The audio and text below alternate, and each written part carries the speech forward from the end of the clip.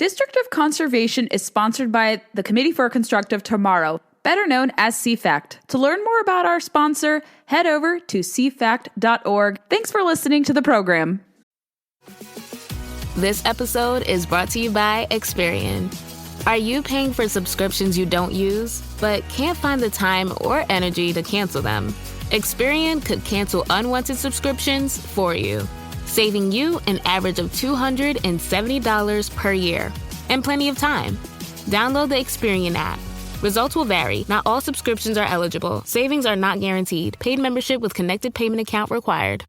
Welcome to District of Conservation. I am your host, Gabriella Hoffman. This podcast offers a sober examination into all things hunting, fishing, shooting sports, energy, environment, and the public policy surrounding it. And this podcast also specializes in original interviews that you won't hear elsewhere. Here's what I have for you today. Welcome to a special Wednesday broadcast of the podcast. There is some urgent news to discuss as it relates to Virginia and us exiting out of California's EV mandate. I know that sounds very weird and obtuse. I'm going to explain why. We've talked about this here on the show. It's a very important update. And in terms of, not abiding by crazy regulations and respecting consumer choice, and also realizing that EVs are not ready for prime time, especially here in the Commonwealth of Virginia, is something I want to emphasize today. I had just returned from Politico Energy Summit at a crossroads in DC, and because of the crazy forecast, I decided to come home a little earlier and I can tune in.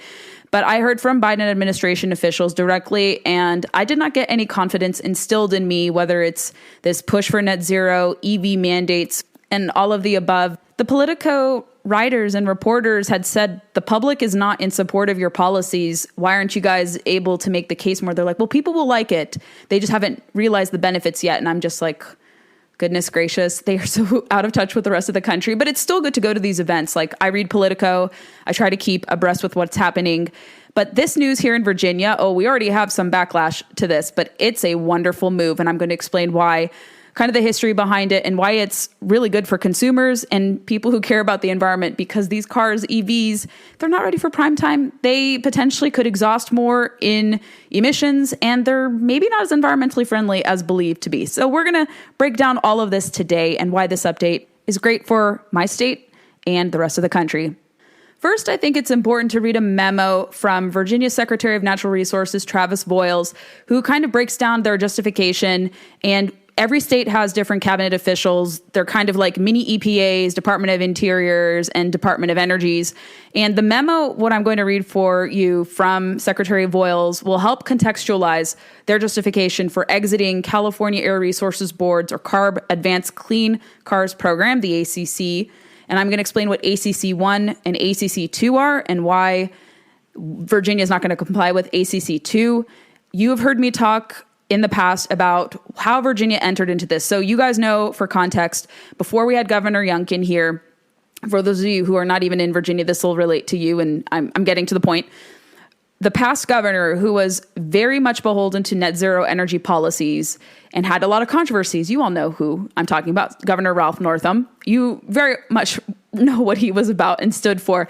But in the time Democrats had full control in the General Assembly, the governorship plus the two chambers, they pushed and advanced so many asinine pieces of legislation. And I know I'm supposed to be objective, but I can truly tell you it was asinine pieces of legislation. The Virginia Green New Deal, the Virginia Clean Economy Act, essentially is what the formal title is. But on top of that, there were other bills passed, including yoking us and tethering us to California Air Resources Board Advanced Clean Cars Program. We're one of, like I said, 17 states, and I think the District of Columbia as well, that has to fully abide by it, but now we're not going to.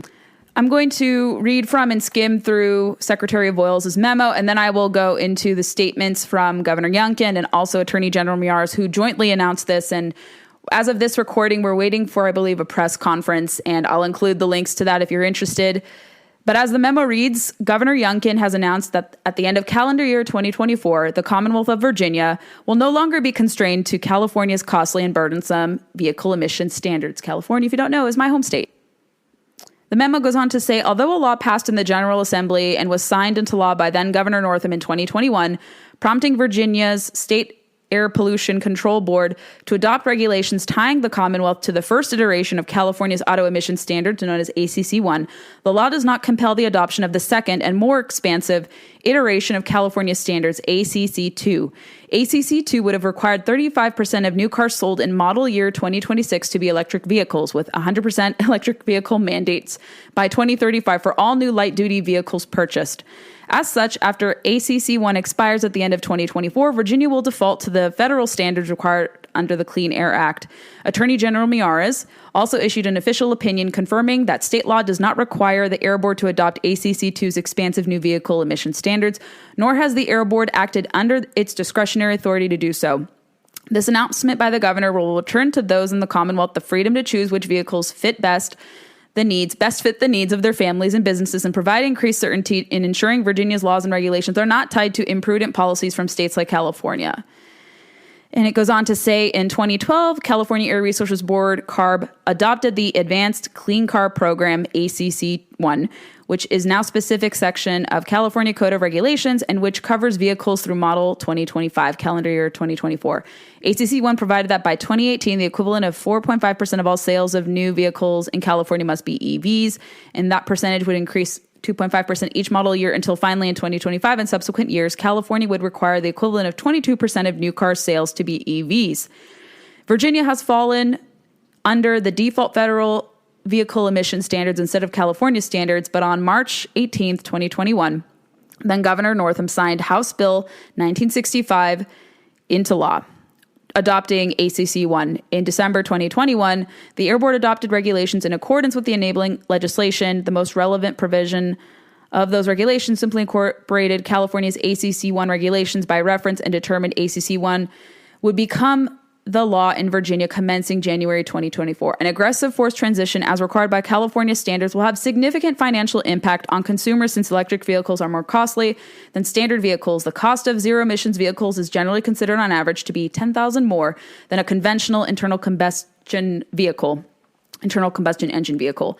With ACC1 requiring 22% of new vehicles to be EVs, and based on Virginia's 2023 automobile sales, only 353,200 cars were sold. The potential cost of Virginia consumers resulting from ACC1 could amount to up to almost $1 billion, $770 million in just 1 year. According to ACC2 requirements, beginning in model year 2026, the equivalent of 35% of new cars sold would be required to be EVs. If found out of compliance with these restrictions, penalties could be upwards of $20,000 per vehicle, an increase from the $5,000 per vehicle violation under ACC1. Given that electric vehicles only amounted to 9% of sales sold in Virginia 2023, the potential for hundreds of millions of dollars in penalties could have accrued. And I'm reading from the electric vehicle registrations by state data from the Department of Energy, straight from the horse's mouth. And if you look and hover over the Virginia quadrant or the Virginia section, I'm going to read for you as of, I believe it is December 2022. This is the most readily available data. Only 56,610 electric vehicles are currently registered in the Commonwealth of Virginia. What does this mean in essence? EV mandates do not work. We've talked about the EPA tailpipe rule for light and medium duty cars, but I have seen chatter, and I saw a report in Reuters that said that the EPA was actually looking to CARB standards to potentially be implemented or somehow adopted through the EPA rule, or maybe another iteration of the EPA rule, like with rulemaking, with how kind of unhinged it's been recently. I wouldn't put past the EPA to say, you know what, we're going to tweak the standards down the road and maybe, do a bait and switch and say California standards are what we want to be more closely to. But I think because of the backlash from different car manufacturers and the industry, they were slow to do this and they pumped the brakes. I think perhaps, this is my speculation into this, they probably perhaps pumped the brakes on adopting a California-like CARB-like standard federally and nationally through the EPA tailpipe rule, the final one, but that's still a really obtuse rule. Essentially, it's going to be 2/3 of new cars sold by 2035 across the country are going to have to be EV. But as we've talked about here on the program, nobody's rushing to buy EVs. Manufacturers are scaling back. Car dealerships don't want this either. 5,000 car dealerships nationwide have sent a letter to the Biden administration telling them, please pump the brakes on this. Nobody wants to buy this. very little market interest in these cars. It has to be truly a consumer choice. And that is why I think Governor Youngkin and Attorney General Miyares decided to announce this today, knowing what the trends are, where people are going, that people still like their gas-powered cars. Governor Youngkin is quoted as saying in a press release put out today, once again, Virginia is declaring independence, this time from a misguided electric vehicle mandate imposed by the unelected leaders nearly 3,000 miles away from the Commonwealth, he said. The idea that government should tell people what kind of car they can or cannot purchase is fundamentally wrong. Virginians deserve the freedom to choose which vehicles best fit the needs of their families and businesses. The law is clear, and I'm proud to announce that Virginians will no longer be forced to live under this out-of-touch policy. Today, now I'm reading from Attorney General Miyares. Today, I've issued an official Attorney General opinion that confirms that Virginians are no longer legally bound to follow the emission standards of California, he said.